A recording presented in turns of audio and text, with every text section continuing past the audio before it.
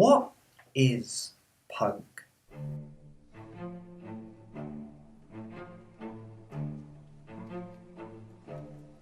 Defined in the dictionary as a loud, fast-moving and aggressive form of rock music popular in the late 70s. Funnily enough, another definition is a worthless person, often used as a general term of abuse. But is this the true meaning? Sure, that's what the mainstream dictionary said. But there are things such as opinions. I made it my goal to find out what people think punk really is. So I got in contact with a few people to find out their opinion, see if it goes against or with what the dictionary says punk is. Punk as a genre started in America, but became more popular in England. The genre of punk came around due to the feeling that the government wasn't putting the needs of the people first. It came around as a sort of protest against government, religion, any authority. It was sort of an anti-culture at the time, a counterculture.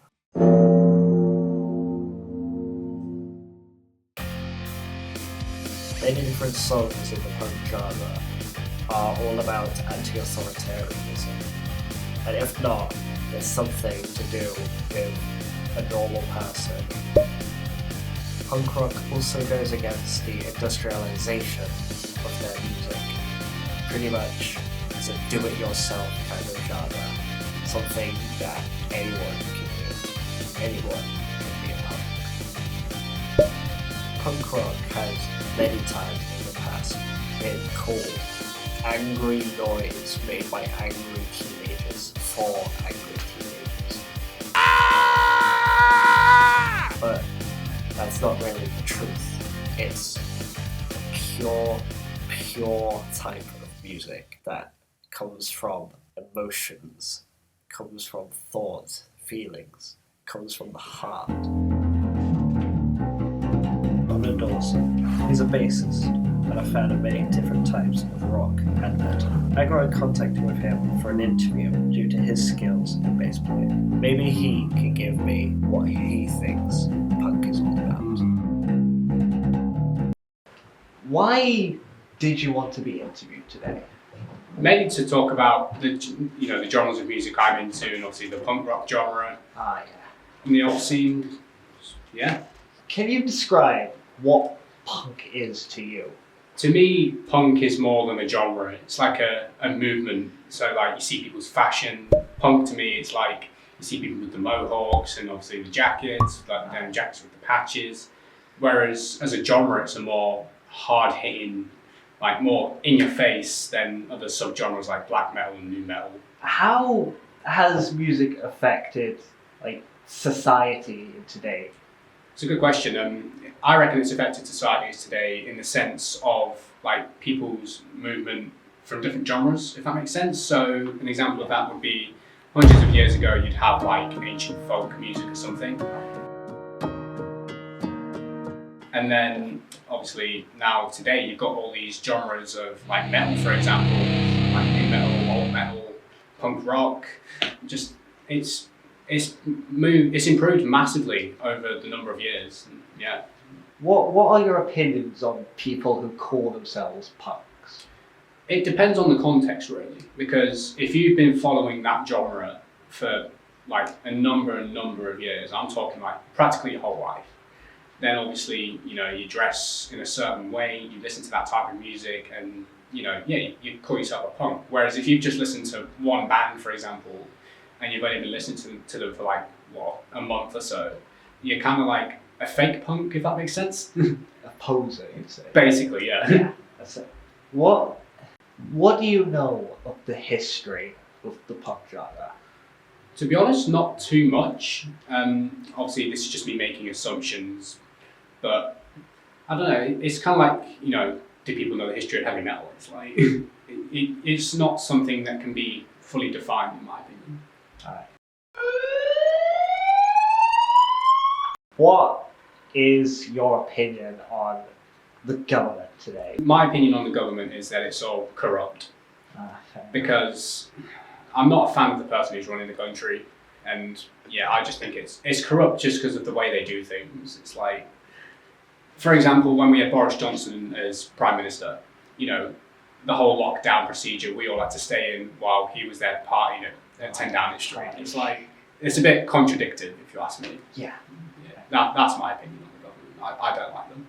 Some of today's famous punk bands include those such as Green Day and Blink-182, and those bands have been around for a while now, but are still going, still kicking, showing that punk is not dead. Punk never really died, and is, well, it's coming back.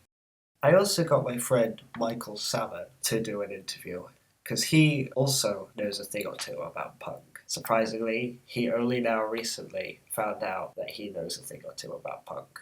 What is the stereotype of an average punk? Big flipping mohawk that's commonly pink, bright pink. Very bold head on the sides, normally leather clothing. Why do you think when people hear the word punk, that's what they think of? Why is that? Possibly due to past conventions or the general separate definition of punk, which is obviously your gangster form of meaning. Most gangsters tend to wear leather, they tend to ride motorbikes and tend to have mohawks.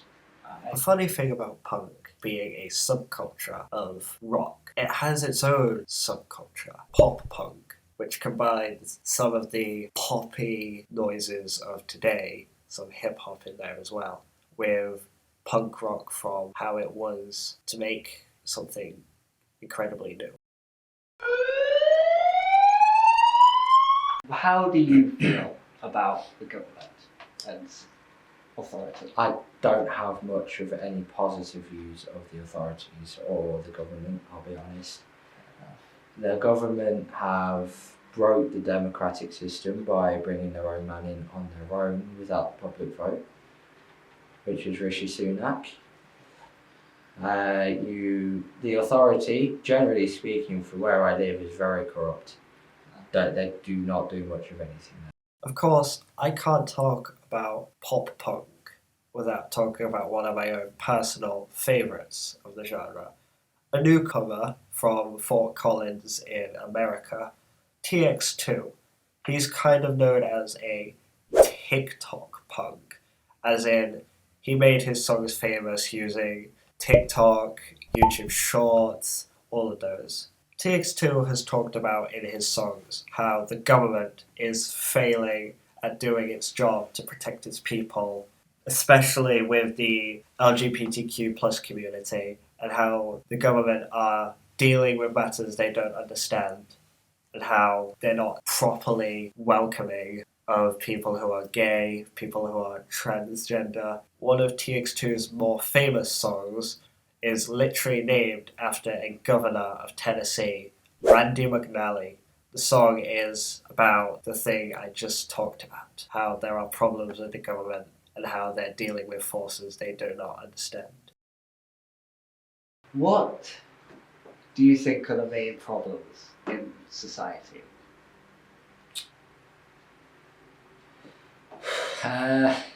You have the mass economic crisis that's still going on today. Obviously, you have the government talking about the immigration crisis in the UK, and then you also have a lot of the wars that are going on, including civil. So, what do you think a punk does when they see something bad going on in society? Probably try to express that, maybe make it more aware to people, or for example getting on a guitar or something and starting playing it, and then maybe using the form of vocals to spread the word. Harvey Duna Grimmett. He is a secret fan of punk and rock, but other than that, he is just a fan of music in general. What other stereotypes of punk? The word emo gets thrown around a lot, doesn't it? Yeah. Like emo music, or the way you dress could be emo because you're wearing black or something. I just think, I don't know. Emo is short for emotional, and you know what? It is quite emotional music because it is about misshapes and misfits in today's society. You know, that's alright. But stereotype-wise, with punk, there's a lot of words that get thrown about. What are your opinions on people who call themselves a punk? I think that's awesome. You know, you're out there and you're singing your anthem. No, that's great. Everyone's got their anthem. Yeah, they're just doing what they're doing, aren't they? Yeah, exactly. They do whatever they want. And that's amazing in life. That's what you should do. What are your views on the government? How do you feel about them? I'm quite nonchalant about it all. You know, I'm not a massive hater of the Conservative Party or Rishi Sunak. Or I think some changes he's made are great. He's building a safe generation, but I disagree with the whole immigration laws. You know, there's no need to be rude to other people. You know, you should advertise your country to other people. Fair enough. When a normal person would hear the word punk, what do you think they'd think of? Like your typical black eyeliner with black clothing, like The stereotype. yeah, the stereotypical sort of punk rock look. Yeah. So, what is punk to you? It's just it sounds rude calling it reject music, but the people singing it, they sing about how they're rejects to society and stuff. So it's music by rejects in massive quotation marks. Yeah, I understand. Yeah. So, what do you think the main problem in today's society would be? What in general? Yeah, in general. Patriarchy, I suppose. What do you know of the history of punk? Oh, I mean, I know it's its peak was in 2000 sort of era, you know, with all the with Busted and Blink-182, like I already said. Yeah. You know, a lot of chart success. Yeah. I have come to my own opinion of punk, that punk cannot be defined singularly. It's an ever-changing thing with so many opinions about it. So you can't call punk one thing or the other. I've also learned that anyone can be a punk. It's not just about how you look, how you feel. It's not about those. It's about who you are and how you are you. Guilty eyes. In my reflection, I'm falling from the skies.